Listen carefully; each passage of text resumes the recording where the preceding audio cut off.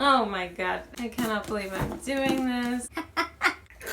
Hello, my name is Bree, and today I will be telling you the story of how the universe granted my petty and incredibly desperate wish. Chapter 1. The Megabus. The Megabus was what we used to transport our high school theater selves to this thing called States Conference, where high school theater kids from all over the country would congregate. We'd stay in a hotel for the weekend with all of our friends. We'd perform different musical numbers in front of all of the other high schools on a big stage. We'd participate in acting workshops, costuming workshops, just a theater kid's dream, a theater kid's heaven. And one of the glamorous aspects of this theater kid life was playing a game called Werewolf. This game was being played on the Megabus. I decided to join that game of Werewolf. I hopped up onto the seat facing back. So the game was happening here and the seats behind me. I was kind of elevated looking over into the game. I looked to my left and my soul was snatched by this extremely cute boy staring into my soul. Think Pocahontas peering through the grass at John Smith. It was just a look of curiosity, a look of awe, a look of admiration, of love. Just a look that I think about to this day. I'm telling you, it was so mysterious. The seat in front of him was covering the other half of his face, so he was literally just looking at me like. No matter how many times I looked away or braked his gaze awkwardly, like I just felt that one eye. This boy's look is the reason why Miko popped out of the womb, okay? It's the reason why I have children. That look had me shook to my core. I was very intrigued by this boy. We hopped off the bus. I tried to find the nearest companion I could to ask, yo, what is his name? What is that boy's name? She told me his name was... I was like, okay, noted. We all head into the conference, we do our songs, we do our dances, we do our activities, and then it's nighttime and it's time to go back to the hotel.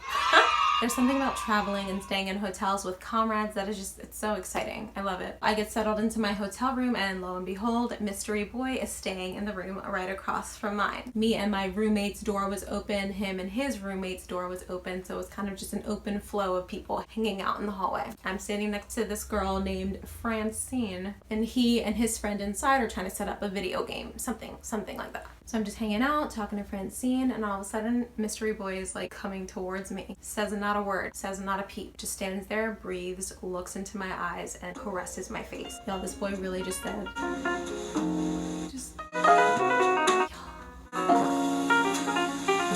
once again took my breath away without saying a word. So he leaves, I turn to Francine and I'm like, he's so cute. Trying to keep it cool as I'm like dying inside, having more children. She goes, I know, he has a girlfriend.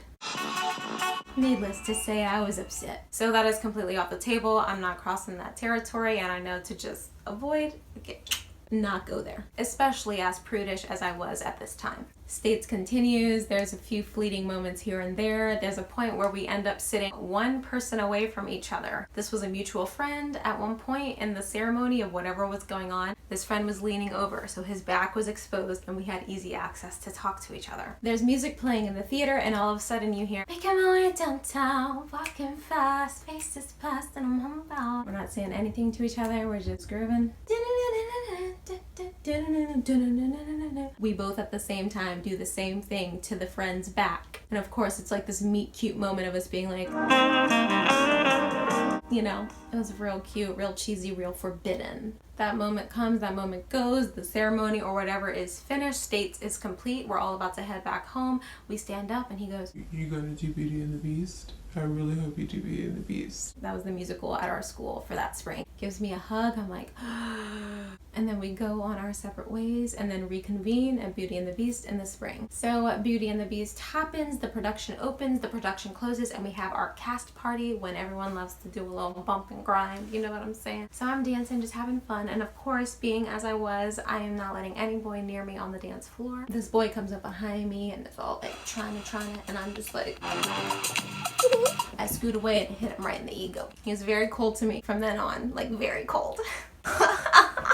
The ego though. Being just an awkward high schooler that doesn't know how to communicate clearly, I just awkwardly dealt with many situations like that. Instead of just being like, hey, I think you're cute, you're awesome, but you have a girlfriend and I don't roll that way. So if you're ever single, let me know. Wouldn't it be great if we had excellent communication skills in high school? I mean, I know I didn't. If y'all did, good for you, because I certainly did not. I scooted my way out of all of the awkward situations. So, the only substantial amount of connection we'd had since then was us being in a class together with his girlfriend, now ex at this point. We had like fleeting moments here and there, nothing substantial, nothing remotely real, nothing remotely valid. He ended up hooking up with a bunch of different girls while he was with his girlfriend as well, so that's a big red flag right there. However, it was still something that touched me in my soul. So we're gonna fast forward to about 4 or 5 years ago. The hunt. So 4 or 5 years ago, I don't know what was going on, y'all, but every cell in my body was craving this man, craving him for at least 2 weeks straight. He was showing up in my dreams regularly and very vividly. Every time I left the house to go somewhere, I was praying that I would run into him. He was no longer active on Facebook for quite some time at this point. He's private on Instagram, and ain't no way I'm hitting that request to follow button. Absolutely not. I was looking him up online on Google, and I found out that he's a cop. So I was like, oh, okay, that's a change from theater, but okay. He looks great in uniform. Oh my God. I even downloaded Tinder. I was literally, like, I'd be up till like 2 a.m.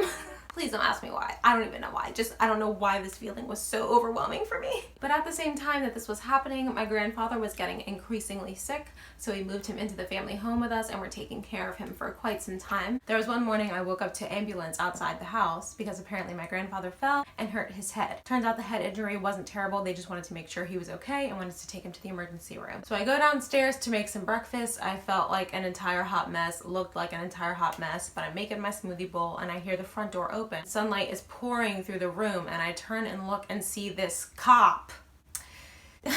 Yeah, you guessed it. It was Mystery Boy. I was like, huh? Did he just walk through my front door? He had a pair of sunglasses on and was like, hey, how's it going? Barely looking at me. He was headed downstairs to go out through the back door to meet my grandfather in the ambulance. Y'all, when I tell y'all, I ran upstairs. I threw off my pajamas. I put on a tank and some leggings. I threw my hair up. I was like, oh my God.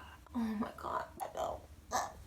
Finished getting ready. I sprint downstairs. I open that front door and I catch him just as he's going to the cop car. And I was like, Mystery Boy, is that you? Just as casual, as nonchalant as could be. Oh my God. He turns around.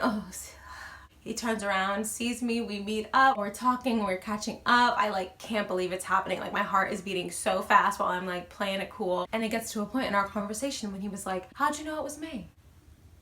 The correct answer was, I've been intensely longing for you the past 2 weeks. You've been showing up in my dreams literally every night. I've been searching for you on Tinder. Why you ain't on Tinder? I've been looking for you on Facebook. Why you ain't on Facebook? I've been looking you up on Google and I found out that you're a cop. So of course when I saw you come through the front door, how could I forget that face, baby? How could I forget that frame, baby? How could I forget that look? When he gave me that look, and the pain is coming, you know what I'm saying? But what I did say was, Oh, I heard my mom call your name. I'm sure cops go through some training to pick up signs people are lying. Yep, he knew I wasn't telling the truth. He knew I was not telling the truth. Oh my God. But it was so nice to catch up with him, to see him. We hugged twice. I made sure of that. Oh my God. I just really could not believe it happened. The universe literally must have been like, we need to shut this girl up. Send this boy to her house. Y'all, he walked through my front door. Thank y'all. Thank you. If you wouldn't mind doing like something like that again for me, that would be great. Thank you. I can't. I'm gonna be thinking about this all day now. I'm pretty sure he's engaged now. He's been engaged for a few months. I hope he's doing well. I hope the engagement's going well. If anyone from high school actually watches my videos, y'all probably know exactly who I'm talking about. But yeah, that is how the universe granted my extremely desperate and petty wish. Wow. Dang. Well, thank y'all for joining me on my first story time ever. They're gonna be very few and far between because I like keeping things tight to my chest. I still can't believe I told this one, but I hope you enjoyed it. I hope y'all get some petty wishes granted these days. Everyone deserves a petty wish granted. I'm going to collect all my books, put them back on the shelf, and up next is me singing the song request of the week. I hope you enjoy it. You must take the A train to go to Sugar Hill way up in Harlem.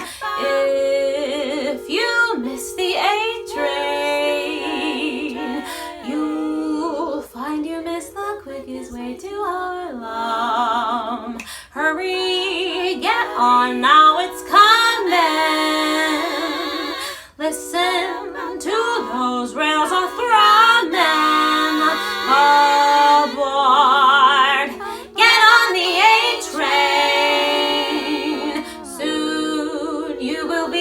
Sugar Hill in Harlem. Do do do do do.